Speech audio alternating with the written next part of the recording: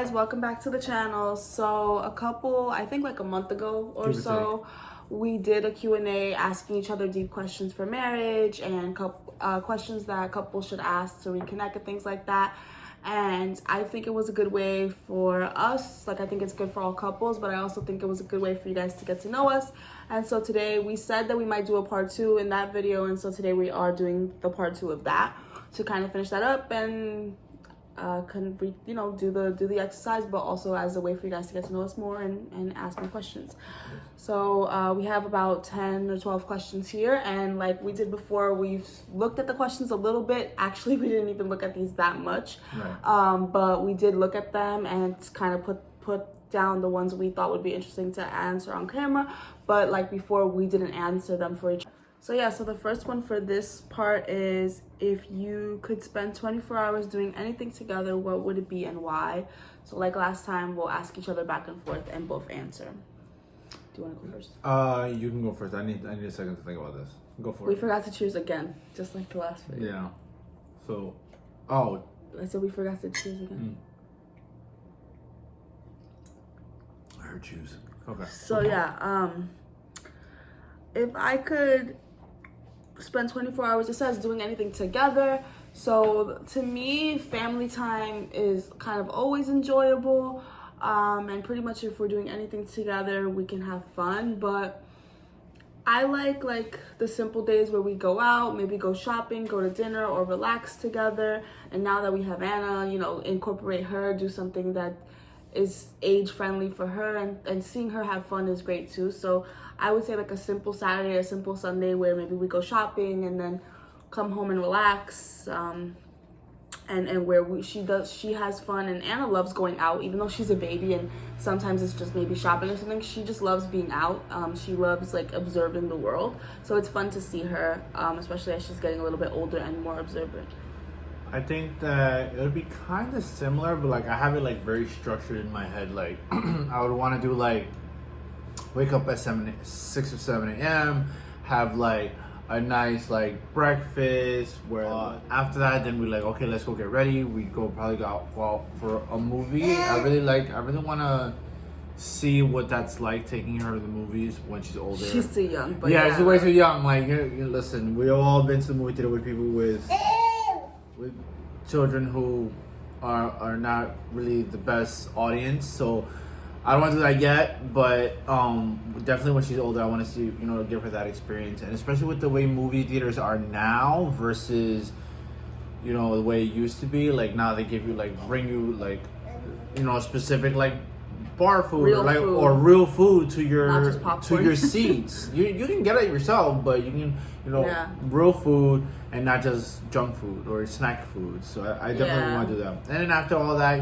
have a movie, do some light shopping, definitely come home and have a movie marathon, stay up late and go do that whole jazz. I really like that. The other thing that I would say also, but this would be more like in the spring and the summer, that we do almost every weekend in the spring and the summer, is like light hikes. We did them with Anna even when she was a baby. Like we had not struggle, but we had to carry her and take her stuff. We still did it, but as she's getting older, it'll be more like she can do it on her own too, and we can do it together. But we still did it last summer with her, even as a newborn. It just takes a little bit of maneuvering. Yeah, definitely. The next question is, what is your favorite memory from our wedding? Oh, I'll go first. Okay, I think we have the same one, but that's fine. So my favorite memory of the wedding was, so I did one of those what those things you see on YouTube where you have a whole dance choreography. We don't have this. Yeah, so, I love the dance, but that's not. Yeah, I surprised her. She had no idea what was happening. So like I literally, it took the part of the bridal party to do it, and pretty much part of the groomsmen party, right, to put it together. Thank you to all those who participated in it. Really helped out a lot. But doing that, it took months of work, a lot of choreography, schedules trying to line up. Unfortunately, a lot of fibbing in order to get the rehearsals in. And the wedding did start late. And not really, not by much, but 5-10 minutes. The one who was having the worst time or the bit worst anxiety attack was actually the manager or the owner of the place, because he likes to start everything on time. And I didn't know what was going on. I didn't know about the surprise, so I didn't know why. It was literally just me and the groom's party. That's it. No one else knew. No photographer, no videographer, no one. Not even a single family member knew what was going on. It was a good surprise, and I do recommend that you do something special for your bride or your groom if you're getting married, and either make it a surprise or don't, depending on what you want to do. But I do recommend throwing in special things for your wedding that are special to you guys in particular, and that's why my favorite part is my favorite part. So the surprise was beautiful and a gift and everything, but one of my favorite parts of our wedding was actually something that was completely unplanned. So we got married in a venue that has a garden on the outside, and we had a ceremony in the garden, the cocktail hour on another side of the garden, and then the reception inside the hall.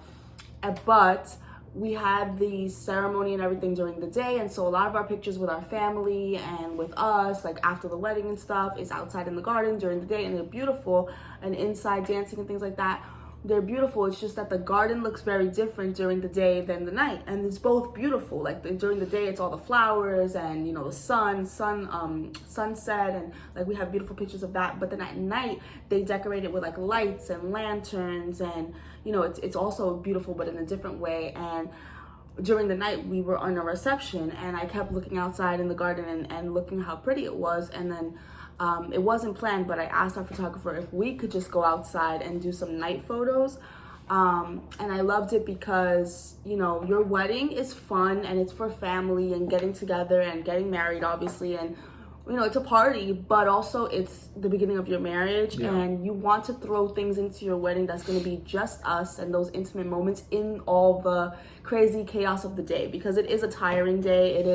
It can be a stressful day, but you still want those moments of like, oh, we're married, and those intimate moments with your partner, outside of like the chaos of like taking a whole bunch of pictures and rushing for this and rushing for that and food and that. Like, you want those intimate moments that you're gonna remember, and that was one, and it wasn't planned, so it was really nice. We just asked him, hey, look, the garden is set up now for nighttime, and we have no nighttime pictures. Can we just go out? And no one in our wedding even knew.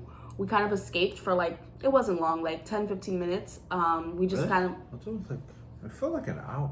No, because we didn't miss that much of the reception. We still came. It was after we got married, we did do the reception. It was after speeches. It was after all of that. People were just partying and dancing, and we just escaped for 15 minutes, 15, 20 minutes most, and went out back to the garden when it was lit up in the night. Maybe I'll insert a picture, and it just, the pictures look so different, and they were more intimate because it was just us, and it was just a really quiet, impromptu moment of intimacy at our wedding, just us, that wasn't planned, and it was beautiful, and that's part of my favorite memory, and that's why. Okay. When is the last time you cried, and why?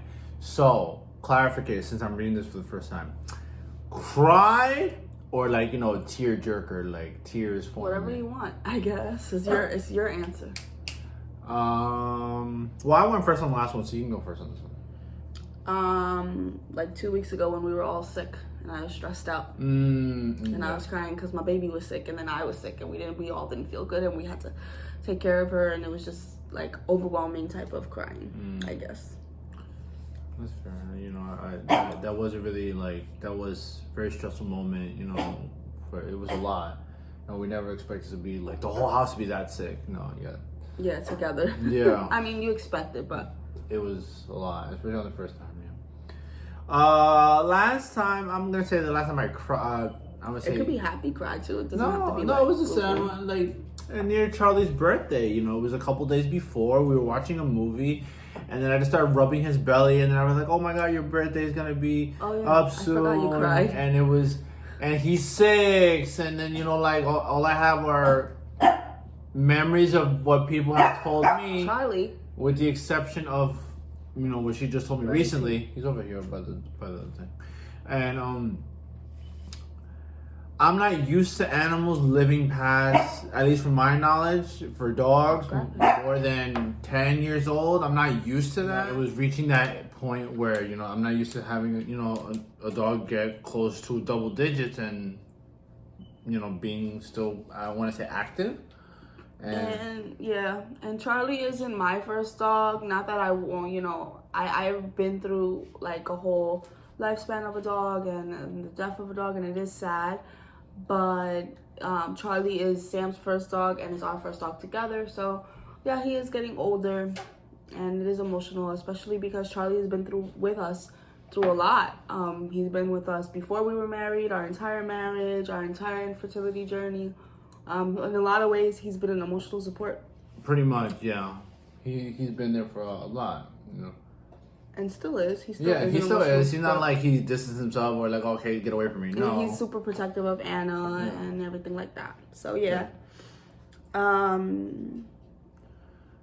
When is the last time you laughed and what was it about? So, this is kind of the opposite of the question.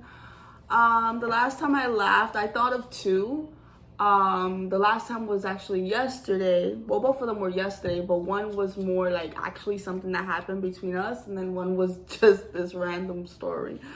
So what happened between us was more like we were spending time together, and we were kind of in the kitchen joking around, and I think Sam was like tickling me or something, and then I was laughing and stuff, and it was just like a moment. But then laughing like kind of like, oh my god, what am I going through right now, was yesterday when we were watching that movie. Yes, that was actually mine. I was gonna say that. You didn't laugh. You were like, "What the heck?" But I was enjoying myself. So, guys, oh my god. So yesterday we did like a little family. Well, not family. Anna was like sleeping and doing her own thing, but like we were relaxing and we were kind of having like a chill movie day.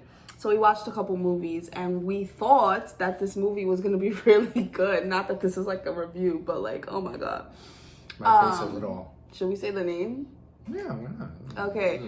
There's this movie called Spin Me Round on Hulu, I think it was, and I thought it was gonna be like the way they terrible film, but the way they perceived this movie, like the trailer was like, oh, a rom-com, but then it was like a rom-com with a twist. So I thought it might be like a dark rom-com. Like I thought it was like I thought it was gonna be cool, and it takes place in Italy, and I thought it was gonna be like some adventure kind of rom-com, and it looked good. So I was like, okay, guys, I don't even know what we watched. It's not even, it was a bad movie, but it wasn't even, the reason I laughed was because it was so random that like you're sitting there like, what am I watching? And it was to the point where it got so random, like it kept getting more and more and more random the longer the movie went on, to the point where it became comical. Like it was almost like, what am I watching? Like I can't even explain it to you guys. I'm not recommending the movie, but I will never get that hour and a half, 2 hours back in my life ever. It's just, what I'm saying is, it was so bad that it was comical, because I'm like, what is this? No, I couldn't stop laughing because I'm like, what is this movie about, guys? It starts off with this girl going to Italy on this business trip, and it seems like she's gonna fall in love, and then like she's hooking up with her boss, but in this, to me, it was like sexual harassment. But then there's killer pigs. Like, it is so random. It got so random, and it just took turns that didn't make sense. Yes, Anna, right? It literally seemed like somebody took different clips from different movies, pieced them together, and decided to publish it. Yeah. It was basically so random. So it was just like by the middle of it, I was just laughing. But it was kind of like watching a train wreck. Like you couldn't stop watching because like, what's gonna happen, and make the most of it. But it became comical, and I was just laughing at it by the end. Yeah, that's. So last time I laughed was the movie that we saw after, which was totally worth. Oh yeah, that was actually funny. That was after. That was actually a comedy. Well, actually, two of them, right? So we saw The Internship with Vince Vaughn and Owen Wilson. That was funny. I liked it a lot. That one was funny, and it was also just good in general. Yeah. But also, like when we actually watched this other thing on Hulu called Rosaline. It's kind of like Rosalind. Rosalind, right? Yeah, it's a spin-off. Adaptation of Shakespeare's Romeo and Juliet. which was actually cute and funny, and like I like the twist that And it was had there. like women empowerment, and it just made you think too, because you're like, yeah, that's true. They totally forgot about Rosalind. Nobody cared. Pretty And much. it was pretty interesting, like that adaptation of Romeo and Juliet. Mm-hmm. But yeah, when was the last time I made you feel great about yourself? How can I do it more often? The last time when you gave me, even though it was your cold hands, when you gave me a hug. That was yesterday. Yeah, exactly. That was what I was talking about, laughing. Oh, okay. Why? That was me for making me feel great about myself. For me. So how can I do it more often? Regular check-ins. Like hugs and seeing. Just being overall like what you're doing now.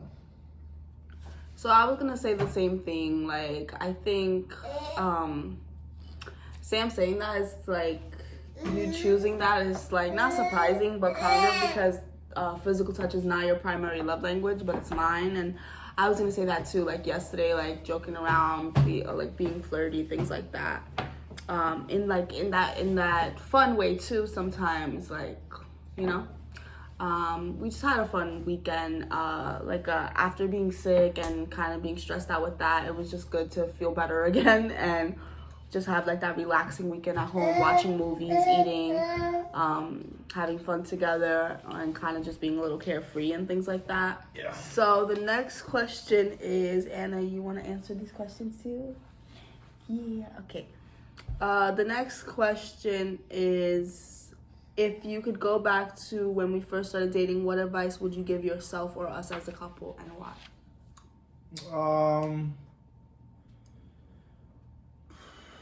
Be more outspoken in the sense that, like, for more ideas in order of where to go out, other activities.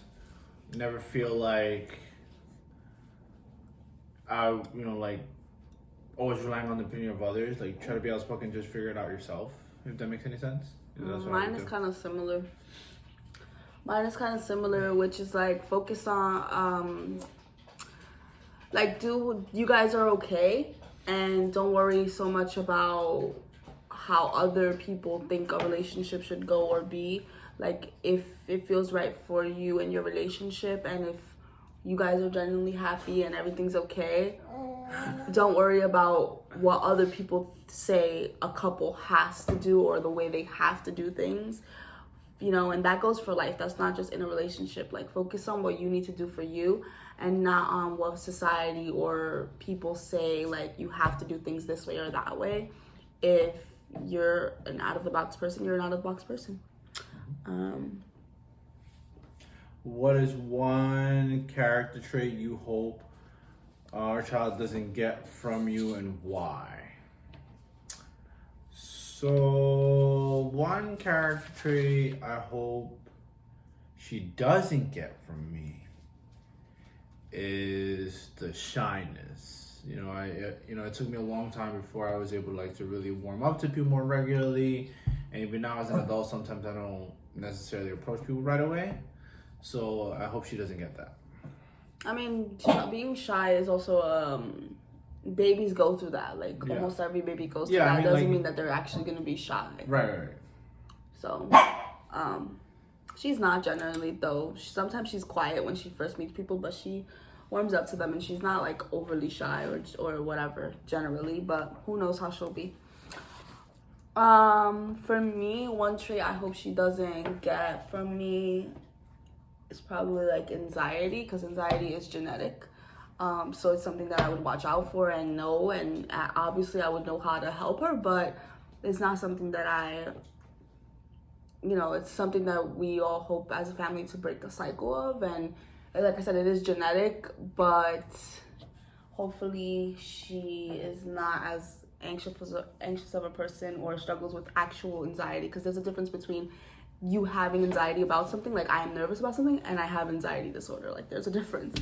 So and then the next question is the opposite. What is one character trait you hope your child does get from you, and why? Determination. Once you set your mind to it, just go for it. Actually, Be more of a risk taker. If you need to, take the risk. Don't be afraid.